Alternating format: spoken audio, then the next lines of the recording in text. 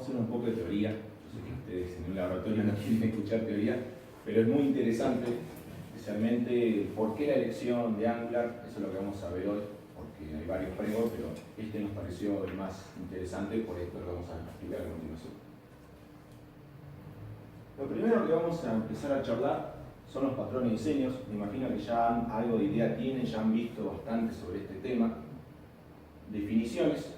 Cada patrón describe un problema, pero lo más importante de los patrones es que no solamente describe el problema, sino que brinda el núcleo de la solución.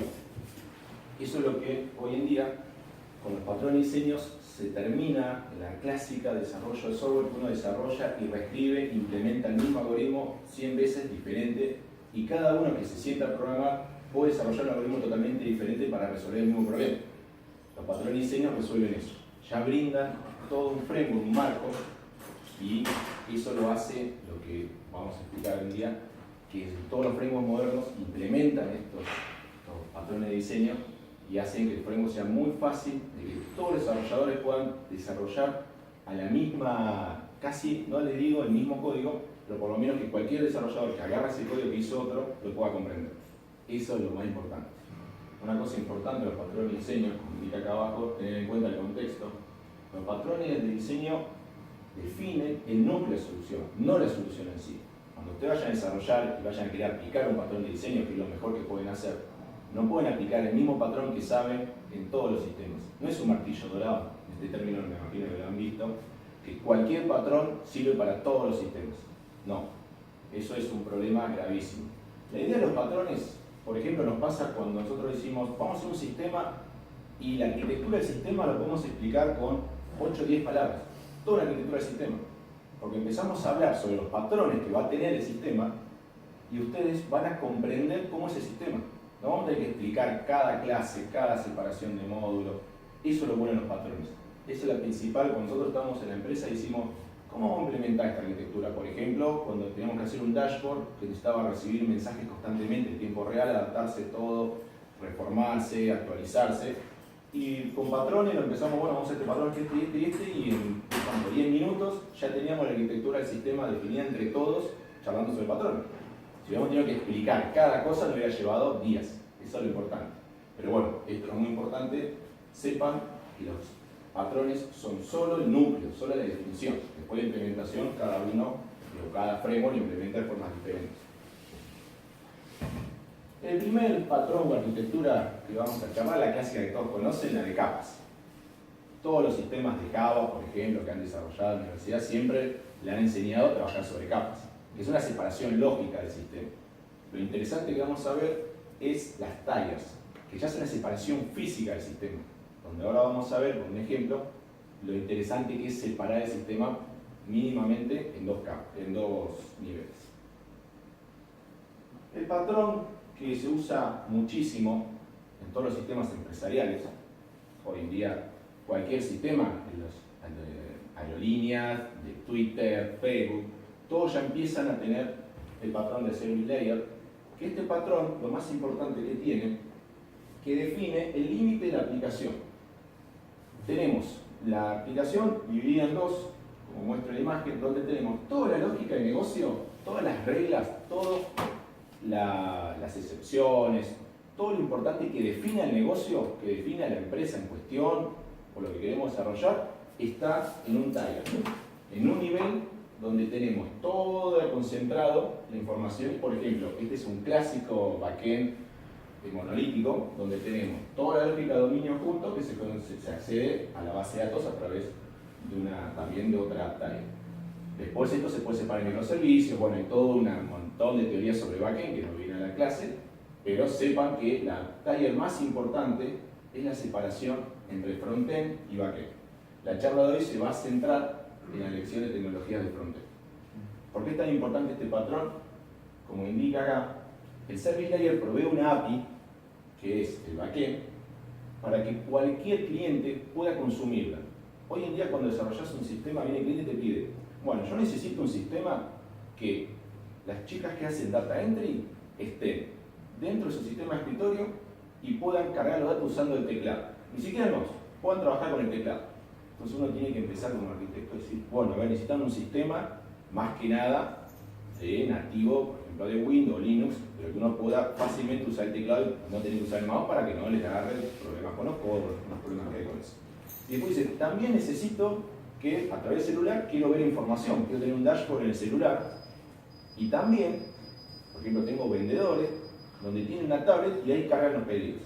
Entonces uno ya tiene pensando 3 dispositivos, los 3 se usan diferente. Eso es importante porque pueden ser consumidas de distintos clientes que son interfaz usuario, como estaba hablando recién, como dice Mauro, otras aplicaciones, los famosos web service, las comunicaciones hoy en día que uno hace, por ejemplo, con Twitter, que utiliza la API de Twitter para poder automáticamente retuitear, usa, por ejemplo, las páginas de todas las aerolíneas, proveen para que Despegar pueda consumir información de aerolínea y pueda dar información sobre los vuelos. Hoy en día, estos Business Project Manager son muy usados. Son herramientas como Power BI de Microsoft que te provee dashboard de toda la información de tu sistema, te obtiene toda la información, hace minería de datos y te muestra gráficos para que puedas tomar decisiones como gerente, por ejemplo. Uno no puede ver los datos porque son demasiados, que ve resúmenes de datos. Y estas herramientas, gracias a las API, te permiten consumir fácilmente y poder dar la información a los gerentes de lo que más necesitan. O sea, uno cuando desarrolla un sistema es un montón de consumos que van a usar su API, un montón de otros desarrollos. Eso es lo más importante. Después, bueno, hay un montón de ejemplos, como transacciones, microservicios, pero no viene al caso ahora de la explicación.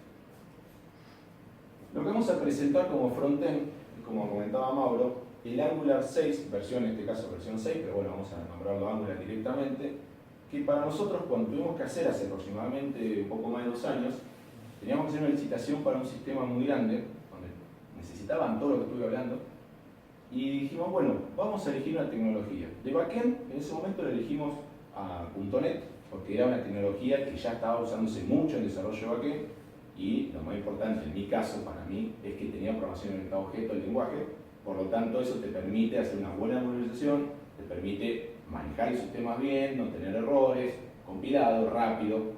Estábamos haciendo pruebas con la nueva versión del .NET y se logra entre 3 a 5, 7 milisegundos responderte en hacer una consulta al API. O sea, es impresionante. Las versiones viejas con las que empezamos tardaba a veces 30 milisegundos. Han hecho versiones que tardan 3, 5 milisegundos.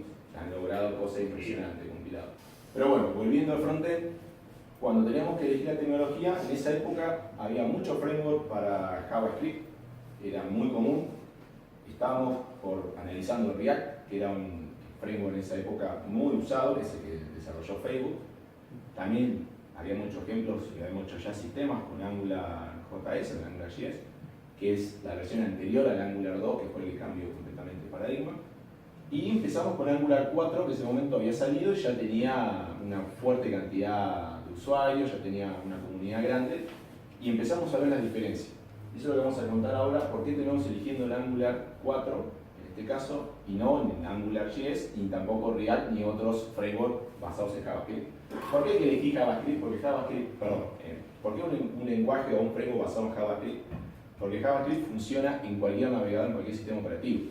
Si uno tiene que desarrollar un frontend nativo, que no ha pasado, uno tiene que desarrollar en Android con Java, en Swift con iOS, en Windows por ejemplo, o en Qt o tecnologías para Linux, es que se encarece mucho el desarrollo.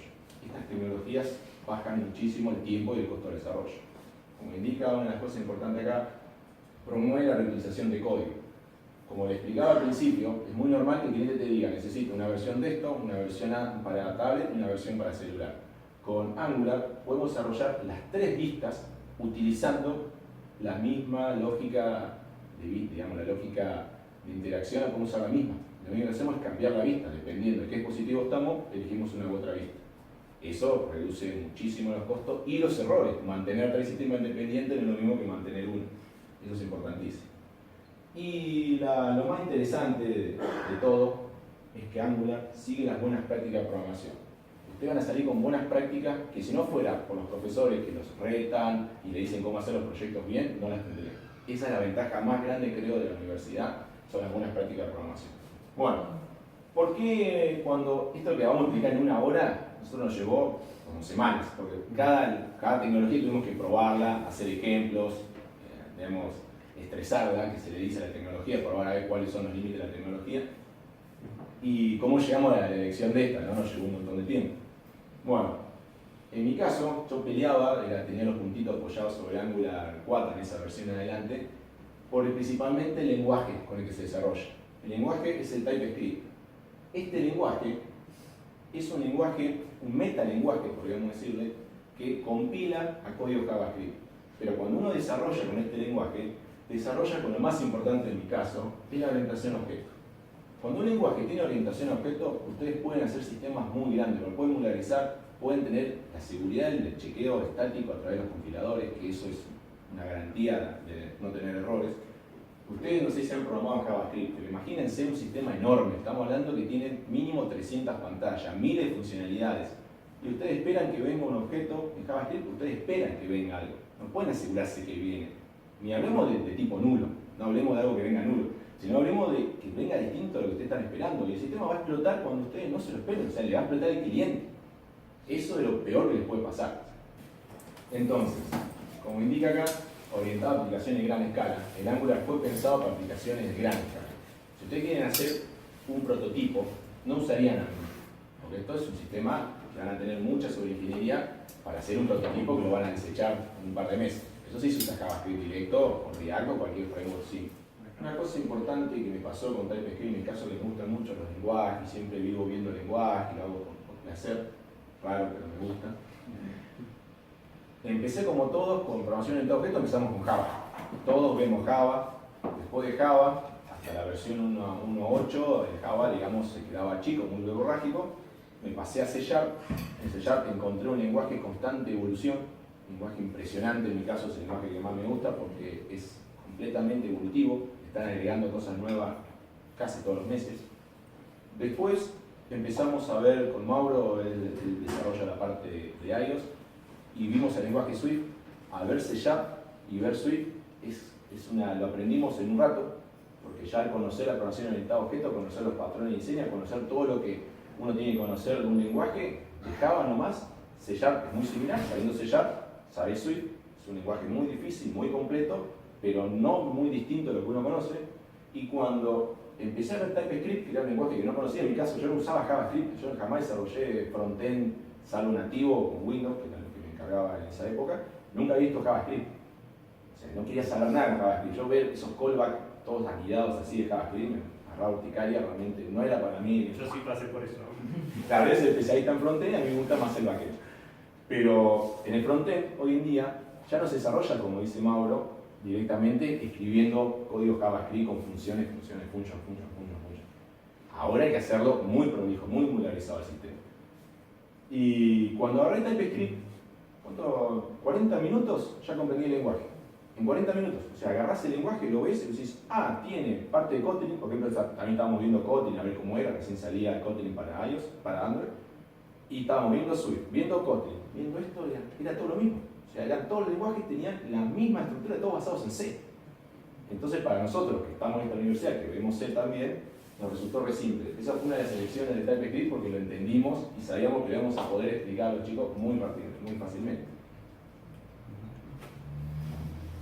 El primer patrón, arquitectura que vamos a ver, que se basa en todos los frameworks modernos lo tienen, es el más importante de todo, la inversión de control. La inversión de control, esta ahora vamos a explicarlo y vamos a hacer un parate acá para charlar un poco porque este es complejo. Yo cuando lo vi la primera vez, una materia optativa, ya terminando la carrera, y ya hace más o menos 8 años por ahí, o menos, 7. Y cuando veo esto no entendía nada. Uno acostumbrado a arrancar siempre el programa en el body, main, con los argumentos. Uno arranca el programa ahí. Y cuando vi esto no lo pude entender. O sea, me llevó un tiempo masticarlo y decir, ¿qué es esto? Esto es lo más importante. El flujo de control no es manejado por nuestro código. Nuestro código no arranca en el body main. O sea, ahí ya automáticamente te da vuelta la cabeza, te mata. Esto es un cambio de paradigma, ya es algo que cambia completamente la información. Sino que el framework es el que decide cuándo va a ejecutar tu código. Toda la inversión de control se utiliza siempre un framework porque provee un esqueleto para que uno lo vaya completando. Todos estos frameworks Angular y todos los frameworks modernos, como los .NET también tienen el mismo concepto, son esqueletos donde uno va escribiendo las clases que necesita para completarlo Y estas clases, lo más interesante que tiene la inversión de control, no vamos a escribir código para poder interactuar con el sistema. Eso se encarga el framework. Nuestro código es únicamente para lógica de negocio. Y cuando es un sistema grande, y ustedes después tienen que mantener por años, si uno se ahorra todo ese código, por ejemplo, cuando programan Java, que tiene que crear el framework, que tienen que pasar información, que tienen que llamarlo, tienen que ponerlo en pantalla, toda esa lógica de vista es muy costosa escribirla porque uno le mete errores, bugs a lo loco. Es muy normal. Esto de inversión de control te evita, pero toneladas de código. Hemos hecho pruebas donde hay sistemas que te contan toda la cantidad de líneas de código hechas por Java, hechas por otros lenguajes. Y Java siempre es el doble o el triple de códigos de línea solamente para poder manejar el sistema. O sea, la lógica es la misma, pero le agrega el triple de líneas. Es increíble. Entonces, esto es importante. El framework juega el rol de programa principal. El framework es quien hace el programa principal, quien controla el flujo de ejecución, quien decide cuándo ejecutar, cuándo instanciar nuestras clases. Eso es lo más importante. Ahora vamos a tratar de hacerlo entender un poco, ustedes me van a decir si lo están entendiendo. Cuando uno habla de inversión de control, la inversión de control es teórico y la implementación, una de las formas de implementación es a través de la inyección de dependencia. Ahora, con esta explicación vamos a tratar de poder comprender un poco más cómo trabaja esta inversión de control. La inyección de dependencia es un tipo específico de inversión de control, digamos el primero que uno tiene que explicar cuando empieza con estos conceptos, donde el aspecto que más importa, o sea, el aspecto que invierte, es la resolución de dependencia. Lo más común cuando programamos en Java, hablo siempre de Java porque es un lenguaje que acá se conocen todos, uno está en una clase, vamos a ponerle clase A, y necesita usar una clase B, porque esa clase B le provee información que necesita. Entonces, ¿qué hace uno en la clase A? Hace new de clase B. Ahí ya estamos haciendo que la clase A sea dependiente de la clase B. Eso es gravísimo cuando uno desarrolla un sistema grande, porque estás atando, estás acoplando dos clases. Si ustedes, cuando ven toda la teoría de computación, siempre se pide cosas importantes: abstracción, desacoplamiento, o sea, tratar de seguir los principios SOLID, principios muy básicos, donde en la aprobación del objeto tratan de que la clase sea únicamente y resuelva lo que tiene que resolver la clase, no preocuparse por otras cosas. Bueno, cuando uno tiene dependencia, empieza un montón de problemas. Primero que estamos atados a la implementación de clase B, que es lo peor de todo. Si queremos cambiar clase B, tenemos que cambiarla en todo el sistema, esa implementación. Entonces, la inyección de dependencia nos empieza a liberar de ese problema que es el acoplamiento. Una cosa al margen, Martin Fowler, yo les recomiendo, si les gusta un poco el tema de patrones y el tema de desarrollar software a gran escala, les recomiendo que busquen en internet y lean, porque él ha creado cientos de patrones de diseño. Para mí es uno de los padres de todo esto nuevo. Esto está hecho hace 20 años más o menos, o más. Yo creo que en el año 88 ya se empezó a charlar y en el 98 ya se definieron la mayoría de los patrones de diseño. O sea, fíjense la cantidad de años que tiene. Y él es el que pudo poner bien, o sea, todos los núcleos de cada solución a estos patrones de diseño, los escribió, hasta los probó, los usó con código, todo. Por eso para mí es un gurú del tema. Así que lo recomiendo en la lectura. El objetivo de la inyección de dependencia no solamente es acoplar, que eso es muy importante, sino que es la gestión del ciclo de vida. Si han programado en C o en Assembler o lenguajes cuando han tenido que obtener memoria, ¿cuál es el mayor problema de la variable cuando hace un new a una variable o crea una nueva lugar de memoria? Es después manejar la destrucción de ese lugar de memoria. Si no tenemos memory leaks, que en un sistema grande nos destruye el sistema en pocas horas. Eso lo han tenido todos, imagino, cuando han programado en cualquier lenguaje tienen memory leaks. Lo más importante de inyección de dependencia es que el ciclo de vida de la variable se gestiona independientemente en un lugar donde nosotros podemos tener control, y no en cada clase tenemos que gestionar la destrucción, que eso en un sistema grande, olvídense que lo puedan gestionar, es imposible. Es un montón de código que no tienen que testear, un montón de código que no van a meter bugs, porque esto ya está probado, estos frameworks funcionan, ya están depurados, cada versión nueva lo van arreglando. O sea, imagínense la cantidad de tiempo que ahorran, la cantidad de bugs que se ahorran. Eso para nosotros, cuando tenemos que trabajar, los bugs se ocurren siempre a las 7:30 de la mañana, 8 de la mañana. Imagínense que para nosotros no nos gusta levantarnos ninguno temprano, que a las 8 de la mañana está el cliente llamando desesperado porque hay un bug que está dentro de por ejemplo, si uno tuviera que implementar un patrón, pues decís, uy, acá voy a meter justo un bug, todo el sistema usa esto, entonces ya te lo han implementado y bien, porque yo estoy feliz con esto. Bueno, la inyección de la dependencia vamos a tratar de explicarlo un poco. Vamos a ver el clásico ejemplo clase A, clase B. En el caso común, uno tiene que hacer un new de clase B. Lo estamos atando, acoplando todos los problemas que ya dije. ¿Qué pasaría si uno, por ejemplo, recibiera a través del constructor de la clase, uno tiene el public del constructor, recibe esta dependencia dentro del constructor y después la usa esta dependencia? Es más, si uno quisiera desacoplarlo bien, podría recibir solamente la interfaz. No sé si recuerdan en programación orientada a objeto, en C, donde uno puede extraer la interfaz de este objeto y únicamente usar esa interfaz, lo cual nos desacoplamos completamente en la implementación. O sea, acá no estamos acoplados a nada directamente, solo a su contrato, que es lo que vamos a necesitar para conocer los métodos que podemos usar, lo que se espera que recibir y lo que espera devolver. Entonces, imagínense esa magia que ustedes reciban las dependencias sin tener que hacer nada, sin tener que ni siquiera pedirlas.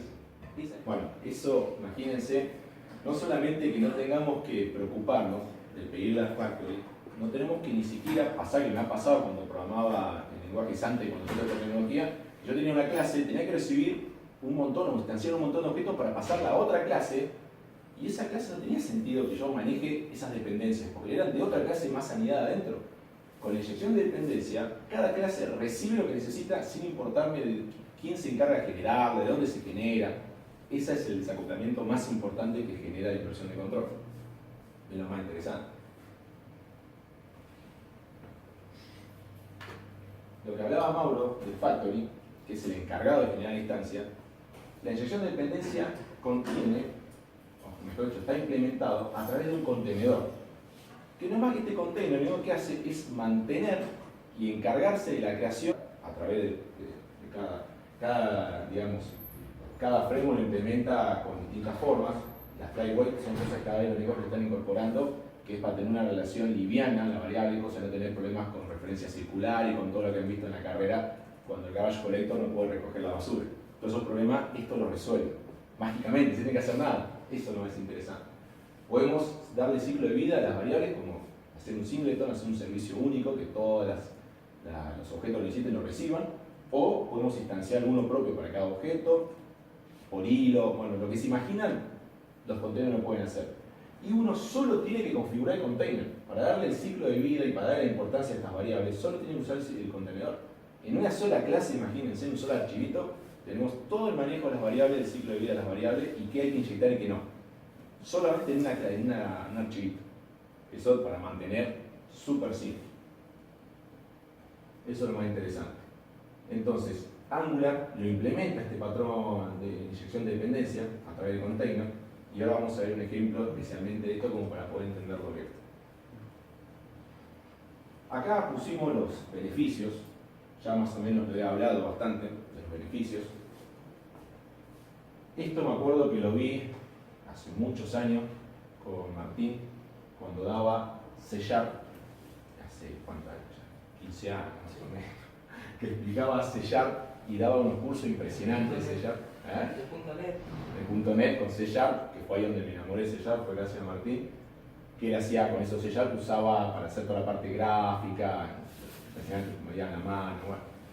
Y una de las cosas que nos explicó fue patrón de diseño, fue toda esta parte de nueva programación, porque el sistema era muy grande que hacían para hacer las pruebas, y nos enseñó arquitecturas plegables. Esto me voló la cabeza, porque ahí fue donde se empezó a usar las interfaces. En esa época el Winamp implementaba mucho estas cosas, entonces era la época del Winamp, estábamos todos enloquecidos, queríamos ser interfaces. ¿Sabes lo que es el Winamp? ¿Sabes lo que es el Winamp? Sí, no sé. ¿Sí? Sí, eso fue muy famoso. Lo vieron en una charla retro.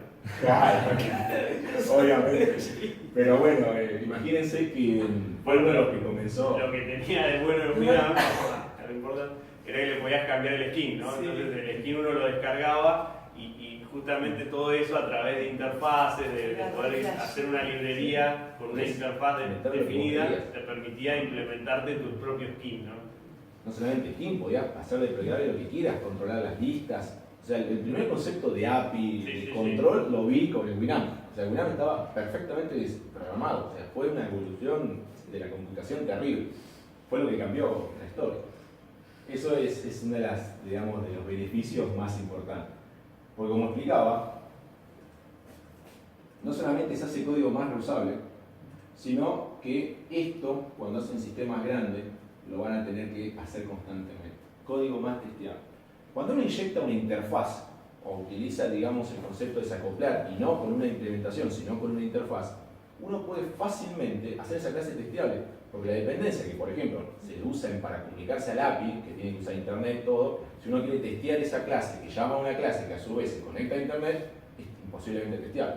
Entonces uno puede hacer stubs y mocks, todo un tema interesante de unit testing, para poder darle una implementación boba de la clase B, por ejemplo, que la necesita como dependencia, y que le devuelva lo que vos estás esperando, que le devuelva conexión correcta, conexión incorrecta, no importa, como para testear que la clase A esté bien implementada.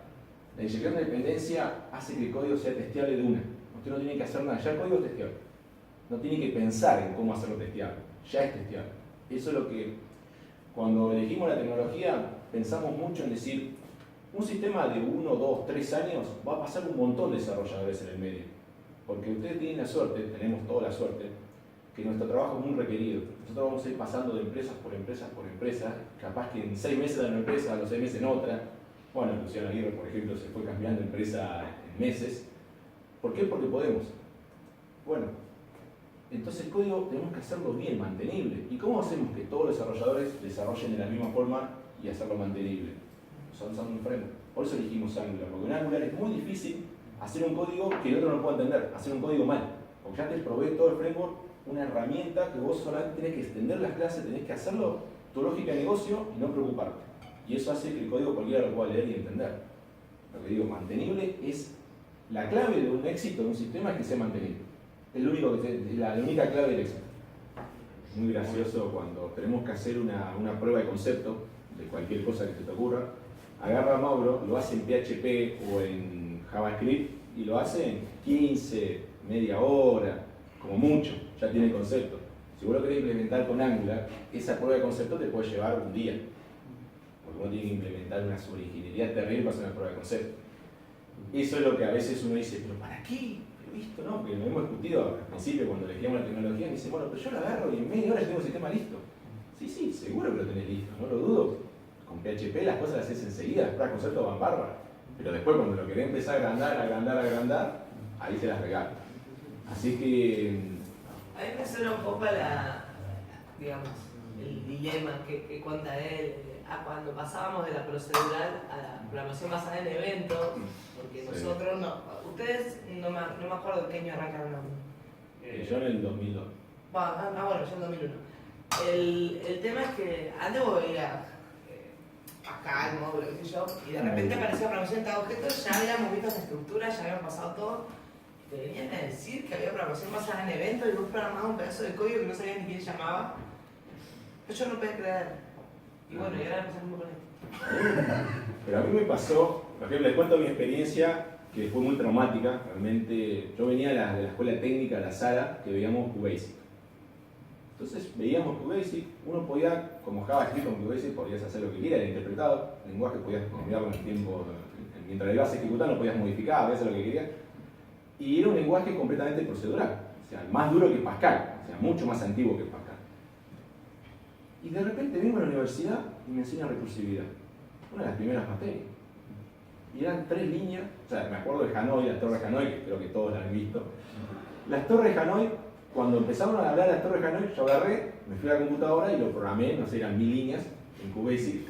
Todo la torre Hanoi con todos los controles, todo un quilombo div, no se entendía nada, imposible, pero yo feliz que lo había programado. Y viene, creo que era Diego Martínez en ese momento, viene y dice, bueno, las torres Hanoi, eran 3 líneas de código. Yo agarré, digo, Satanás, ¿qué es esto? Me acuerdo que transpiraba, o sea, me sentía mal porque digo, ¿qué es eso? No entiendo nada, no lo entiendo, y pasó semanas. Y me lo trataban de explicar porque los que no habían visto nada de computación era natural. O sea, empezar con eso sin haber visto computación era fácil. Bien. Vamos a ver otro tema que me encanta. Yo siempre a los chicos cuando entran les hago toda la explicación teórica, los vuelvo locos para que lo comprendan y lo usen. Que es el Cross-Cutting Concerns.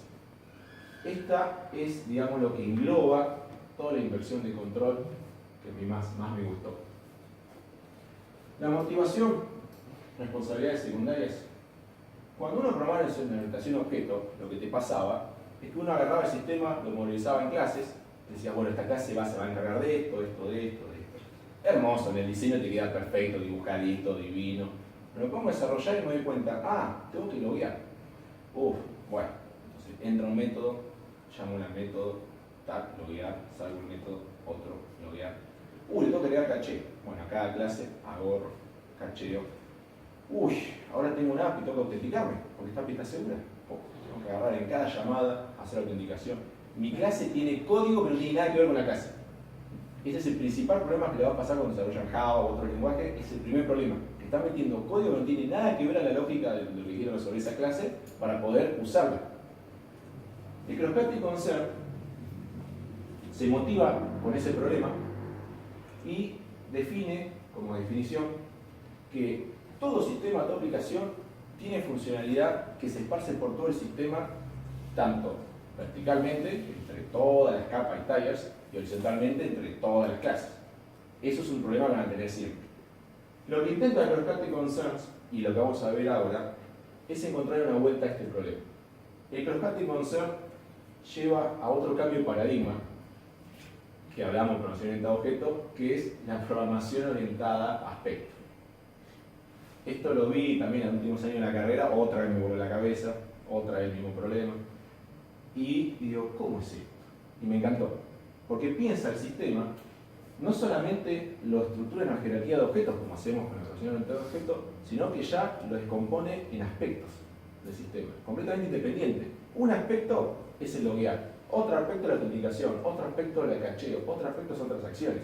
Son aspectos que están por fuera de nuestro código. Y cuando lo podemos desacoplar, ahí ya es alucinante el código que hacemos, es mucho más limpio. Los frameworks modernos, todos tienen programación orientada a objetos, los frameworks modernos, aunque no lo digan, estos son conceptos teóricos en los cuales se basan los frameworks, y se hacen mediante hooks o interceptor. Hasta los sistemas modernos, si ustedes han escuchado de DevOps, han escuchado integración continua, han escuchado todo lo que es lo nuevo para cuando uno desarrolla código y hace un push en el Git, automáticamente se ejecuta un montón de acciones que empiezan a compilar el código, a hacerlo, correr los test del código, a meterlo en un estado de staging para pruebas, hasta levantarlo a producción, todo automatizado. Esos mismos sistemas ya proveen programación orientada a aspecto a través de hooks. Vos te podés meter en ese pipeline, en ese camino de toda la integración continua y hacer tareas que vos quieras agregar. O sea, ya hoy en día se usan muchísimo los hooks. Todos los sistemas grandes tienen hooks. Y a nivel de lenguaje de implementación o a nivel de framework se usan interceptors. Eso hoy en día lo van a ver mucho. Los cross-cutting con ser más comunes, ya los nombré. Estos son los que van a usar siempre en todo sistema. Después de una hora de teoría, ir al ejemplo empieza a ser un poco más entretenido, un poco más divertido. Lo que vamos a explicar acá es un poco de código de Angular y vamos a explicar un aspecto, que en este caso va a ser la autenticación, que es usando los conceptos de programación orientada a aspecto, y en Angular vamos a usar utilizando el Inversion of Control, ahora va a ser un poco más entendible, y el inyector de dependencia. Con este ejemplo se va a hacer mucho más simple que lo puedan entender. Cuando uno llama a una API, se utiliza, en el caso de Angular, una librería que se llama HTTP Client. Es un cliente HTTP, recontra simple. Las API que hoy en día se usan mucho son API REST, es un término que no sé si lo conocen, pero fue un doctor en la universidad, no me acuerdo de dónde, hizo toda una tesis sobre cómo mejorar las API. En esa época las comunicaciones se usaban mucho SOAP, que es muy verborrágico, se usan mensajes XML, siempre va en el body del HTML, siempre va un mensaje, o sea, tiene no solamente el encabezado HTTP, sino que tiene todo un cuerpo para hacer un get, o sea, para traer un dato, mandás un montón de información, entonces eso consume muchos datos. Cuando vinieron los celulares y todo el concepto de 2G en esa época, que ya empezaban a usarse mucho los sistemas, en el 2007, a este doctor, como tesis se le ocurrió hacer un sistema, una comunicación menos verborrágica.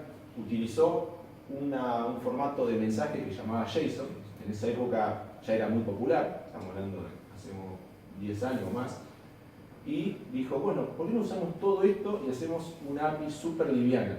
Donde directamente a través del HTTP request, o sea, a través del header de HTTP, ya le podemos indicar qué necesitamos sin gastar datos en mandar un body, que eso consume.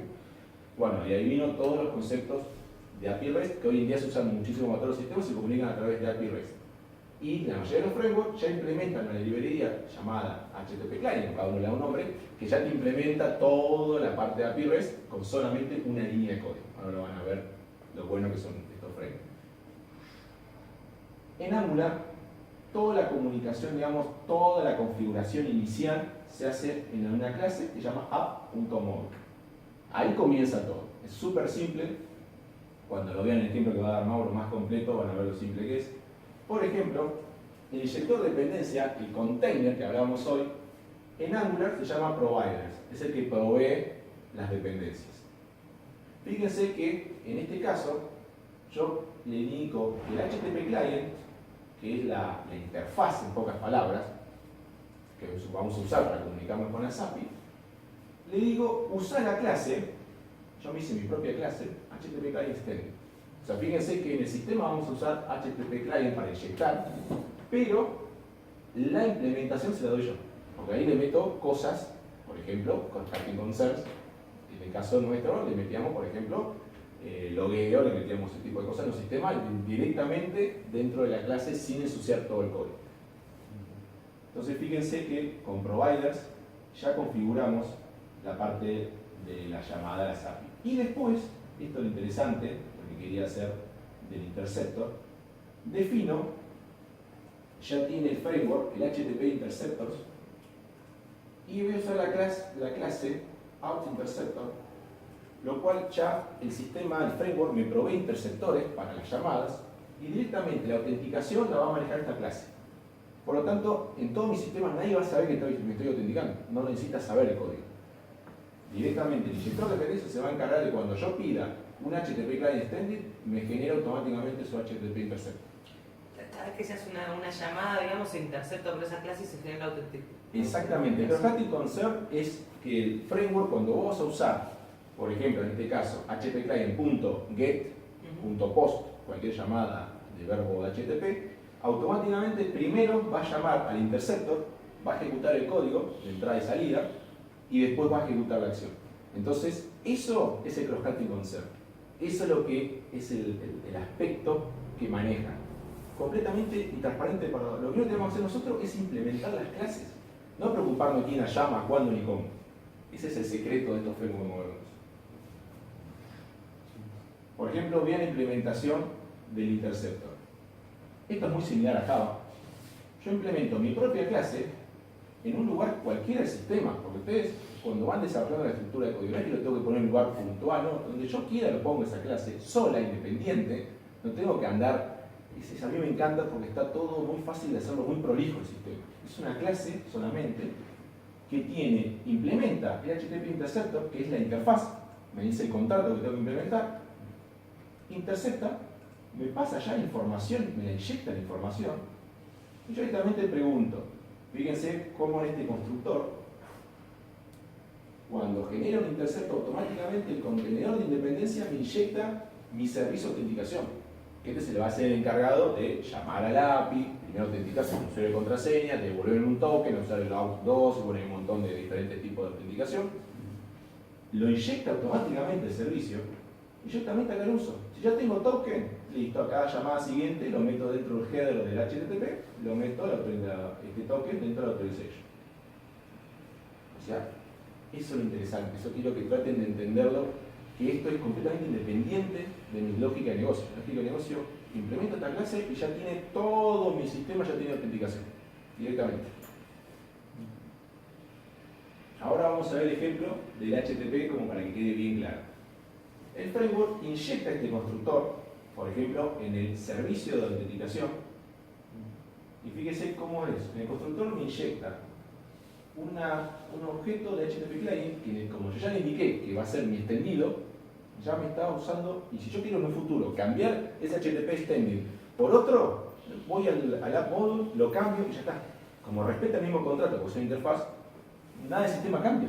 Fíjense la velocidad con la que uno realiza un cambio en el sistema.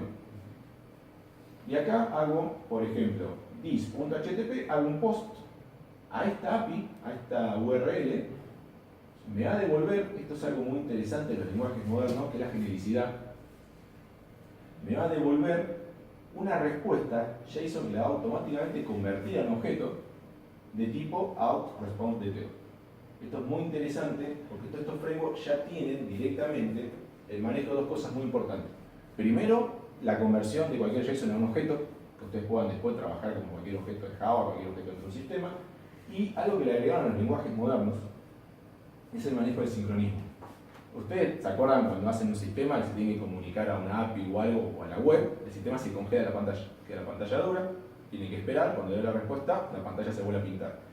Con el asincronismo y la web de la sync se termina ese problema, la pantalla está siempre activa. Ustedes le pueden programar un relojito, una espina, que quede girando hasta que la respuesta llega, pero la pantalla no se bloquea. Eso hoy en día, sin esto, sin la sync en la web, el sistema no sirve. Un sistema que se bloquea, van a morir. Cualquiera puede escribir código, eso lo sabemos. Cualquiera sin ningún estudio puede sentarse y puede programar. Hasta puede programar muy bien, o sea, sin una sola estudio en la universidad. Pero hacer código mantenible, código seguro y código, digamos, que respete las normas que uno pide hoy en día, solamente las puede hacer un profesional. Es como un doctor, o sea, cualquiera puede llegar a decirte qué problema tenés, pero operarte, tienes que operar a alguien que sabe. O sea, eso es lo mismo en la computación. Hay un caso, fue hace poquito, la empresa Rappi, que se usa mucho como Globo en Buenos Aires para mover paquetes, en el frontend tenían escrito en el frontend todas las llamadas a las tarjetas de crédito en el frontend. O sea, tenían todo el secret API, toda la información que uno tiene que estar en el servidor escondida en el backend, estaban publicadas en el frontend. Entonces un chico agarró, miró el código, como lo puedes mirar, en la web se puede mirar el código de lo que está hecho, y veían todo el secret API. O sea, él que hizo, primero le avisó a Rappi, por ser buena persona, era un hacker de los buenos, avisó que lo saquen y después lo publicó como para que no lo vuelvan a hacer nunca más. Nadie. Si alguien con mala intención podía agarrar, direccionar todas esas tarjetas a él mismo y utilizarla y hacer lo que quiera. O sea, ese error de programación, que lo haya hecho, no voy a decir que le merece, pero es muy grave. O sea, algo que dice Secret API, o Secret Key, o Secret, Dice Secret. no lo pongan en el front. O sea, eso es... No es lógica, es ya de sentido común. Si es Secret, no lo pongan en el front. Pero bueno, hay gente que obviamente por programar rápido, por sacar las cosas no hace las cosas bien. Eso es una principal, cuando uno habla de Tigers, es separar lo importante, o lo secreto, o lo lógico del negocio, lo lógico del negocio, va en el backend, lo demás va en el frontend. Esa es la primera separación que uno tiene que aprender. Y hay otra cosa que por ahí, bueno, suena muy académica, ¿no? Pero hay una tendencia también a programar sin entender lo que estás haciendo. Oh. Todo lo hemos hecho. Pero, no sé, es como que lo que tratamos nosotros también acá en la universidad, que ustedes se lleven es estas ganas de entender qué es lo que estás haciendo, de que esa llamada que estás haciendo, vos podés programar rápido porque no tenés tiempo, lo que sea, pero en algún momento te pica, digamos, la idea de entender, bueno, qué es lo que está pasando acá, cómo es que está funcionando el framework. Lo mismo que está haciendo él acá, ¿no? O sea, no te está explicando toda la teoría y pensando en todo el contexto de lo que está implementando, pero hay mucha gente que programa copiando y pegando, y lo veo continuamente, y gente misma que estudia carreras, digamos, a nivel académico, o gente que directamente aprendió a programar solo. Y eso es un problema porque esa persona ni siquiera sabía que lo podía poner lo que estaba pasando, poniendo algo en el front, porque lo buscó en internet, más o menos, empezó a cambiar código, anda, chao, a otra Bueno, cosa. eso es lo que yo siempre le digo a todo nuestro equipo, que son profesionales. Ustedes tienen la obligación como profesional de entender lo que están haciendo. Porque como digo, cualquiera puede programar bien, pero solamente un profesional va a entender qué está haciendo.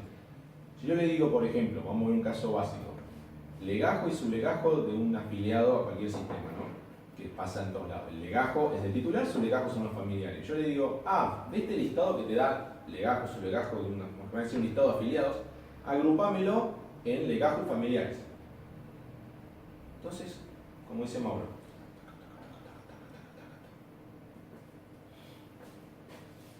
¿qué estás haciendo? No, estoy haciendo el algoritmo para agrupar. ¿Cómo el algoritmo para agrupar? Yo te pedí agrupar, no te pedí hacer una lógica de negocio. agarrás librería, buscás, pum, agrupar, búsqueda, todas las cosas básicas, la pones en PMI, la descargas, la usás y le pones la lista de afiliados, group by, legajo, y listo. Después es un for each, ya está, una línea de código. Ustedes acuérdense, cuando van a usar cosas básicas como búsquedas, ordenamientos, agrupaciones, todo lo que es relacionado a trabajar sobre listas, no lo implementen. Ya está implementado, ya está todo hecho. Es muy raro que no encuentren algo común. Es como, por ejemplo, si vienen a una materia lógica, ven el algoritmo de la estrella. ¿Ven lógica? ¿Ven ustedes No, lógica? yo no veo lógica. Bueno, hay una materia lógica. A estrella lo ven en inteligencia artificial. Pero no tienen más inteligencia artificial. No vean que se cambiando inteligencia toda la artificial. Sí. No. Es una linda materia. esa, ¿no? Bueno, A estrella, nada. Bueno, A estrella es un Pero algoritmo. tienen química. La tenemos también. Si ustedes ven el código que le enseña a la universidad, que le enseñan a entender los algoritmos, el código son 100 líneas. Y muchas veces van a hacer ustedes, bueno, me lo acuerdo, me empiezo a escribir. No, pará. Buscás algoritmo de búsqueda, te da la librería y vos decís, ¿por qué yo quiero hacer la búsqueda? Por el más, la búsqueda por la estrella que te daba el óptimo, pero no el mejor. Entonces, vos tenés todos los algoritmos implementados, probás cada uno a ver cuál te conviene más con una línea de código. Eso es lo que es importante. Nunca rehagan lo que ya está hecho. Si ustedes quieren, por ejemplo, hacer una llamada, no hagan su propio HTTP client. No escriban algo que ya está escrito y sin errores. Directamente úsenlo. Esto es lo más importante que vamos a dejar en esta charla. Es busque en Google. Busque en Stack Overflow. Es lo más importante. No escriban código salvo que sea del negocio. Salvo que sea en regla de negocio. Eso es lo más importante que vamos a dar en este curso. Primero quiero remarcar lo importante de todo lo que les estuvo comentando Diego, porque realmente el consejo por ahí que les quiero dejar es, cuando uno elija una tecnología, ¿sí? Tienen que analizar, ustedes son profesionales y tienen las herramientas, entonces toda esta teoría que vimos hoy es un resumen del análisis que hicimos para tomar una decisión sobre un lenguaje o sobre un framework. Y eso es algo que ustedes tienen que hacer. Algo que veo que se comete el error todo el tiempo es elegir una tecnología porque uno la sabe, ¿sí? O porque es la más parecida a lo que sé. Entonces por eso es la mejor tecnología que hay, ¿sí? Sáquense eso, sean más humildes y elijan las tecnologías analizándolas como profesionales, a ver si es la tecnología que mejor aplica al problema que tengo, ¿sí?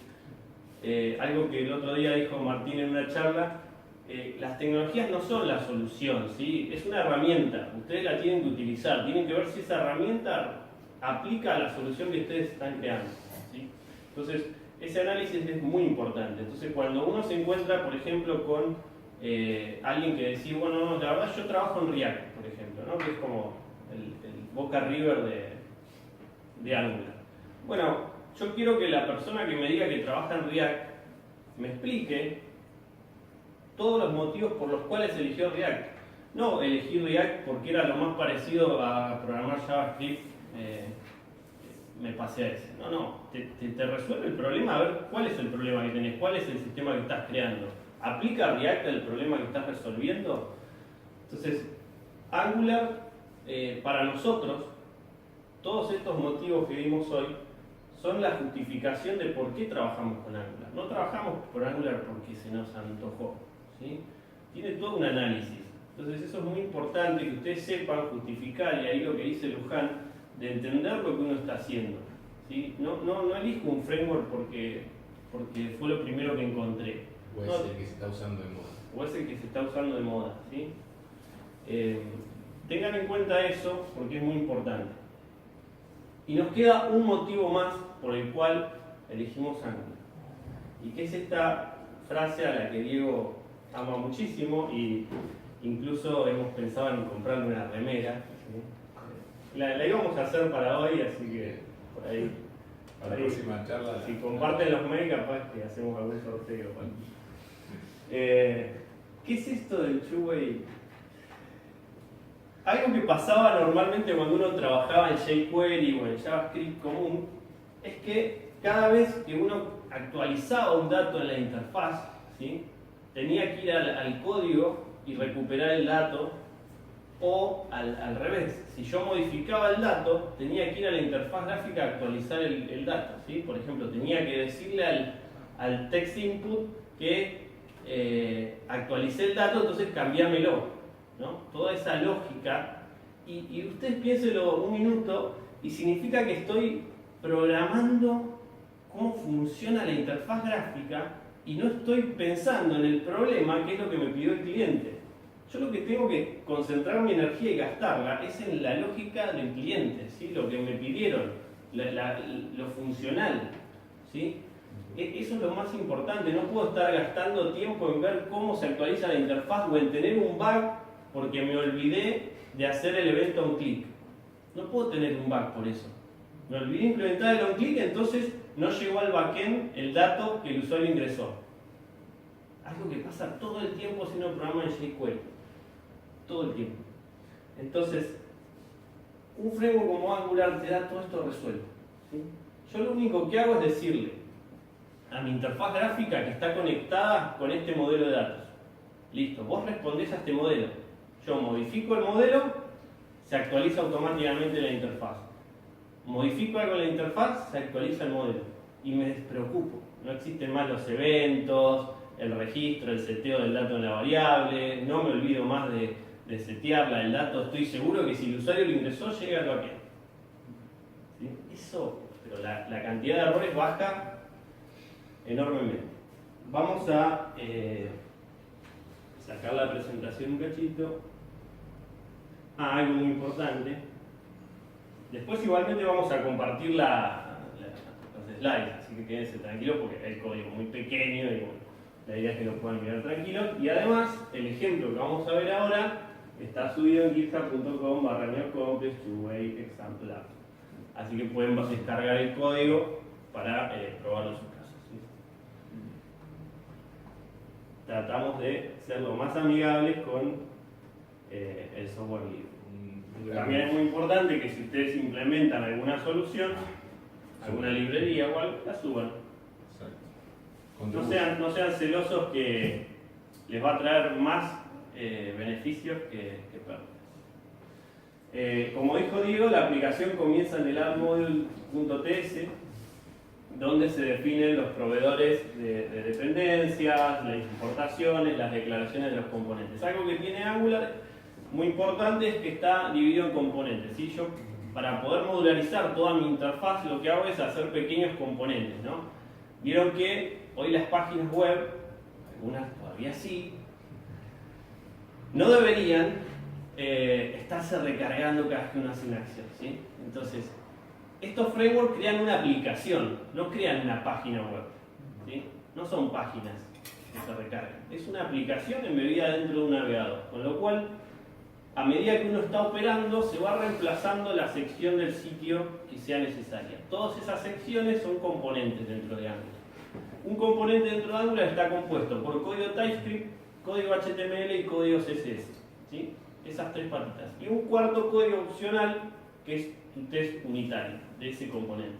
Muy importante, fíjense a qué punto la buena programación que implica Angular, que cuando uno crea un componente automáticamente me crea el test unitario con 2 o 3 casos básicos.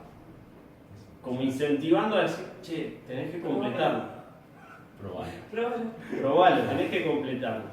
Entonces uno puede testear los componentes de forma totalmente aislada. Me encuentro absolutamente todos los días con que los programadores creen que la web no puede ser offline. Y todos los días hablo con un programador nuevo, incluso profesional, que sigue pensando que para hacer una aplicación offline no puede utilizar tecnologías web. ¿Sí? Entonces, eliminen eso por favor de su cabeza. Las aplicaciones web pueden ser offline.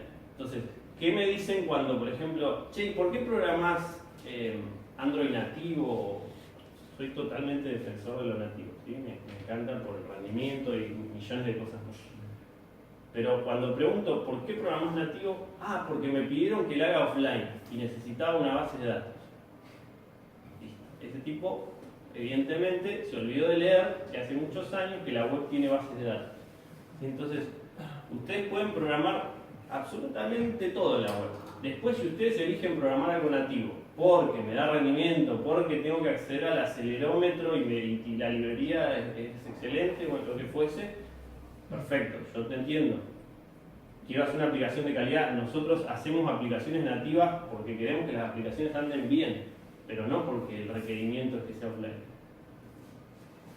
Bien.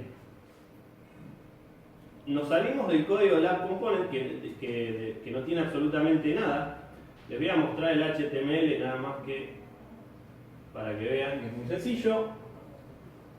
Tiene un título, una descripción, un par de links y un pie de página. Y en el medio vemos una declaración de un tag que no es de HTML que dice add profile, ¿sí? Y el cerrado del tag. Este tag en particular lo que le está diciendo a Angular es cargame en esta sección un componente. Entonces ahí es donde uno empieza a armar todas estas partes que componen mi aplicación. Ahí se va a cargar un componente. Incluso ahí podría haber lo que se conoce como un ruteo, que es componentes que van cambiando según la lógica de la aplicación.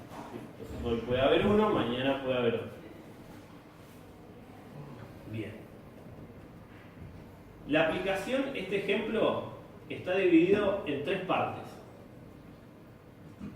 Una, y vamos a arrancar por lo más importante para ustedes, es el modelo de datos, ¿sí? Acá es donde empiezan a ver que la orientación a objetos en Angular es fundamental. ¿Pueden no utilizar orientación a objetos? Y sí, ya. Los frameworks te obligan hasta cierto punto. Si vos sos cabeza dura, podés no darle bolilla al framework y olvidarte de esto. ¿Y qué haría uno si se olvida de esto? Y directamente desde el componente hace una llamada a la API, trae un JSON y lo pone en la interfaz gráfica. ¿Pueden hacer eso? Sí. ¿Lo hace la gente si no decimos todo esto? Sí. Entonces, ¿Nos enojamos? Sí. claro. Entonces, es muy importante comenzar por la creación de los modelos de datos. Estos modelos de datos pueden o no asemejarse con el modelo de datos que tiene el backend. Si yo voy a tener un backend que consulta la base de datos, que me construye un objeto, me lo envía, y yo del otro lado voy a tener que tener un objeto para trabajar similar. Eso se conoce como Data Transfer Option, ¿sí? El DTO. Lo que uno busca es transferir un objeto común entre el backend y el frontend. Después uno podría extender esa clase y agregarle funcionalidad o hacerle algún cambio. Por ejemplo, no sé, la fecha me viene en un formato y yo la adapto y la cambio a otro formato. Eso es responsabilidad de cada uno. Acá vamos a suponer que viene el dato del backend con esta información. Es un usuario que tiene nombre, apellido, etc. El ejemplo básico. Por otro lado, tenemos una llamada a la API que en este momento está hardcoding, ¿sí? Es lo que se conoce como un mock. El mock me devuelve una información básica para que yo haga una prueba como la que queremos hacer hoy. Entonces yo tengo un método que es getUserById que me devuelve un usuario con estos datos. Me crea un objeto y me lo devuelve.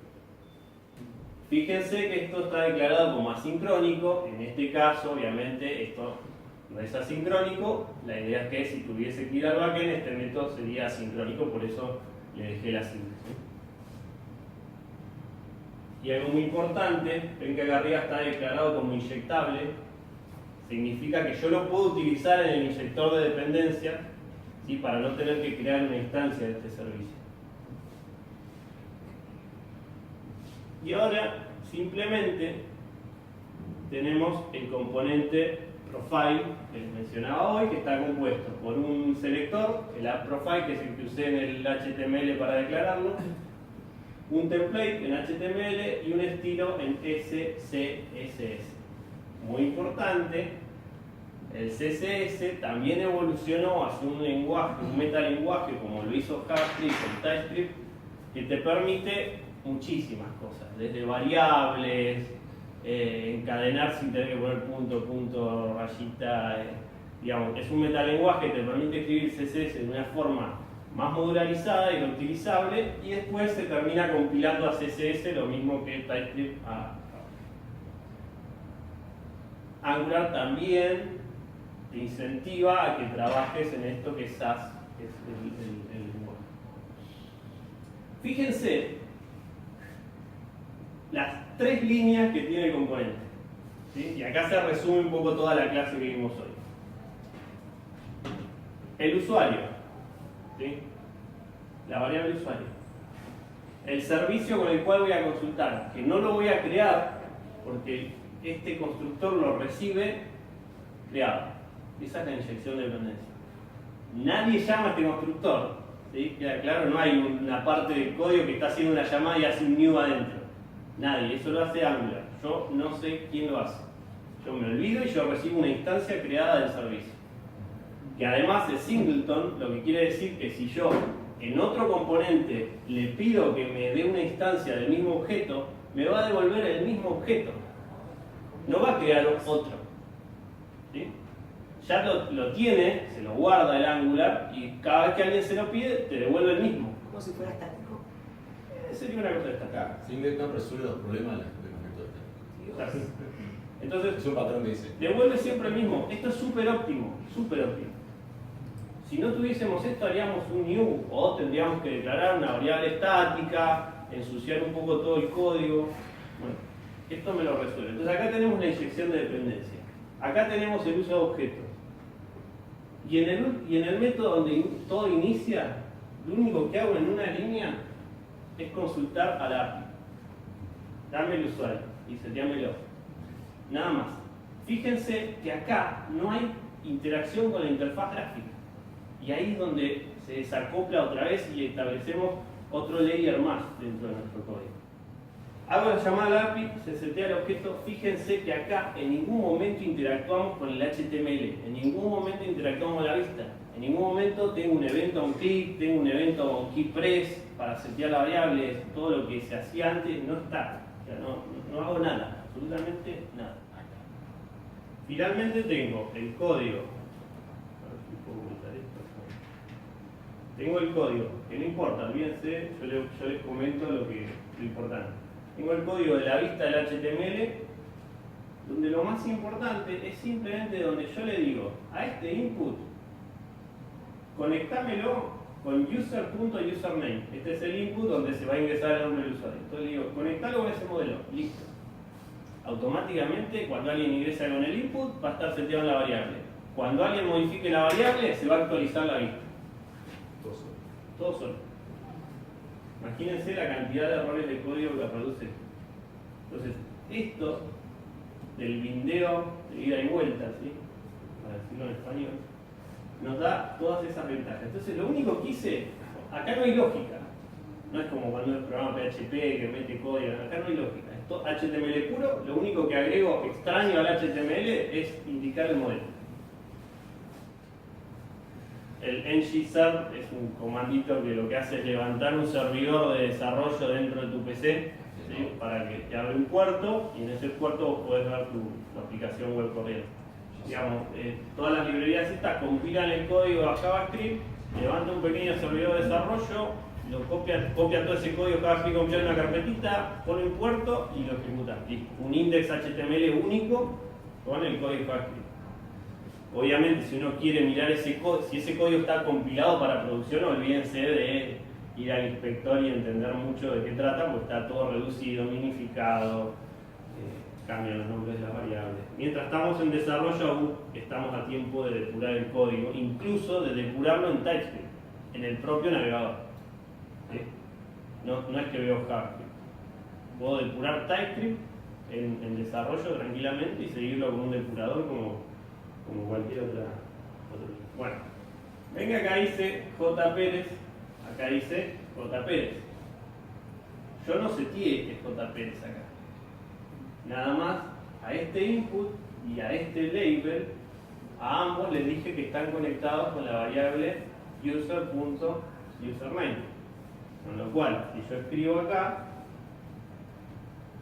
se actualizan los dos, porque están totalmente bindeados a la misma variable. No escribí código, ustedes lo vieron. Escribo el primer nombre, escribo el apellido, vamos a poner algo un poco mejor, vamos a poner Pedro García García. Está todos los inputs que están acá, bueno. Prueba, arroba, cualquier cosa, ¿no?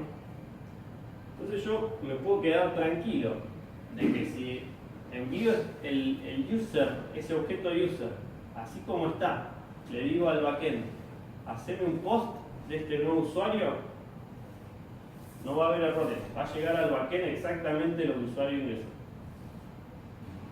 Esto resuelve, pero... Y la autenticación de que el username esté bien está hecho en ese... Exacto, en el interceptor que se mete en el medio de la llamada le agrega la autenticación para que una persona que no se haya logueado no pueda acceder a la API, claro. Automáticamente le mete el token en el header para que se autentique y todo funciona con muy pocas líneas de código. Como verán, Angular resuelve todo lo que tiene que ver con desarrollo de frontend, ¿sí? Lo que corre en la aplicación del cliente.